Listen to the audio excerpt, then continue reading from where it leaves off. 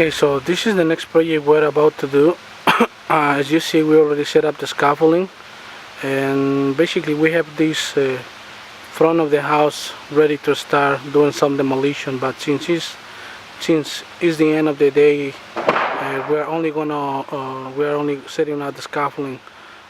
In this case, we're only gonna remove the the stucco.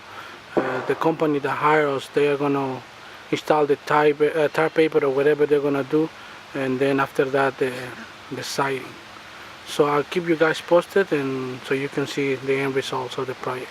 So this is the back view of the house. Basically here everything is gonna be removed except for the chimney, because the chimney is blocked. So everything here, even the sunroof, the sunroom inside of it, that's gonna the stucco is gonna be removed as well, and we're gonna be removing the the other side of the porch. I'm gonna walk over here. I will show you. So all of this is gonna be removed. So hopefully within 3-4 days we're gonna be able to finish all of this. Okay, so this is the back of the house. Before we start doing some work here at the porch, the first thing we're gonna do, we're gonna be protecting it. We're gonna install tarps, and over the tarps we're gonna start we're gonna put some plywood to protect the existing porch. If this porch we're gonna be changed, then we just can work over it. But since we need to save it and take care of it, so we have to protect it. And in order to protect it, we have to install tarps, and then over the tarps plywood, and over the plywood then we set the scaffolding.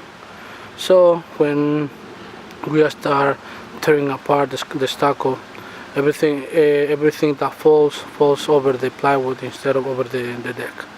Okay, so I'm gonna show you the other side. And here we are on the left hand side of the house. So you see the house is already showing signs of deterioration over the peak, on the right hand side. Those green spots, black spots, normally they are moisture. There's moisture behind, so that's the reason why I'm assuming that they want us to remove the stucco. As I said at the beginning, basically what we're gonna do here, we're gonna remove the stucco for these guys, and they will take care of the rest. While our guys are cutting and removing the stucco, we would like to give you some advice. If you are one of thousands suffering from an improper stucco installation due to either a leaky window, lack of kick-off flashing the better, lack of drip caps over the head flashing of your windows, lack of window flashing tape, you should know by now that all of these problems are part of a ground water-resistant barrier installation. But there are also other factors that you need to pay attention to. How about a stucco installed below ground grade? If you would like to have a patio built at your backyard, make sure your contractor build a new patio below the stucco, not over it. Assuming that you love flowers and gardens and you would like to have your little piece of nature at your house, we highly suggest the installation of a piece of plastic between your stucco wall and your garden soil. Think about a stucco as a sponge that is absorbing and trapping all that moisture. By using a piece of plastic, we are protecting our stucco wall from the constant moisture delivered by the garden. Back to the water-resistant barrier installation. Here is when a stucco contractor comes very handy. Be sure to ask your contractor about their water-resistant barrier system, their scope of work, which way they are going to protect what could be your biggest investment, your house. In order to protect your house to the maximum, be sure to get a double layer of tar paper installed over the sheeting, window flashing over the windows, flange, and doors, drip cap flashing over the head casing of each window and door, briefly where wood is united with the basement, kick-off flashing dividers where needed, control expansion joists where needed, easy bead around the windows, and J-channel on each roofline, and if it's in your budget, ask for a rain screen installation, which is something that we highly recommend. Over the previous system, self-furring diamond mesh should be installed by using 1 inch by 1.5 inch galvanized staples. After water-resistant barrier has been finished along with the self-furring diamond mesh installation, a first coat of cement called scratch coat must be applied. Let it cure for at least 7 days, and then apply a second coat of cement called Branco. Let this coat cure for at least another 7 days, and then apply the Stucco finish coat. But most important, remember that the stucco facade is only a part of the stucco process. Pay extra attention to the water-resistant barrier installation. This is what is going to make the difference between your house and the others. Before you do any stucco demolition, we highly recommend you to contact an stucco water and mold inspector. They have special equipment to determine whether you have a stucco problem or not. Why fix what is not broke? If you have any other questions, visit our website at www.munozplastering.com. Now let's go back to the video.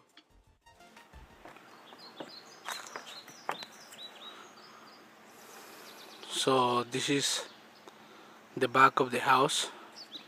As you see, everything has been removed, and the guys already cleaned the backyard here. All the deck has been washed, and I mean, as you see, everything looks way different than a couple hours ago. Basically, this is the typical stucco removal job. So I'm gonna show you over there. I took some video a couple hours ago, and you will see the difference from right now to a couple hours ago. So the guys already leave, and everything is covered with plastic, so there's no air intrusion to the house. Same thing with the water. So basically, after the stucco demolition has been done, we covered it with clear plastic, so the house is watertight and airtight. And at the same time, as you see, we are using clear plastic, so any rotten wood behind the plastic, we are able to see what's going on behind the plastic. So as you see over here, it's a little bit dark here. I don't think we're all gonna be able to see it, but I mean, behind the plastic, I'm able to see where is insulation and where do we have plywood. So as I was telling you before, I mean, everything has been cleaned here. The whole deck has been washed out, and then in the morning the guys cover all of this with tarps. So the deck has been washed as well, and I mean, everything is like we were not here, except for all of this, that is all of the stucco and stuff that is not here anymore. So if you have any questions, you have any water problems, let us know. I will show you the other side. Let me see. Let's go to the other side. So here we have the back of the house. In this case, as you see, the bottom of the house, which is concrete, basement's concrete, has not been removed. And the reason why it has not been removed is because after we do the stucco demolition, customer will take care of the rest. They are basically going to remove the board, the black board, old stuff, for new plywood. So all of that is going to be replaced, and what the customer wanted to do, just cut in a straight line from corner to corner, because they are going to save that as an stucco finish, and from there they are going to start doing some siding. So basically, I'm assuming that all of this peak is going to be removed. The insulation is going to be removed, and then they will install new plywood on this. And after they install the new plywood, they will take care of the rest. They will be finishing everything with new siding. Okay, so yeah, this is the typical stucco demolition. If you have any questions, visit our website at www.munozplastering.com. Okay, any problems, any water problem that you have with the stucco, let us know. We'll take care of it. Thank you.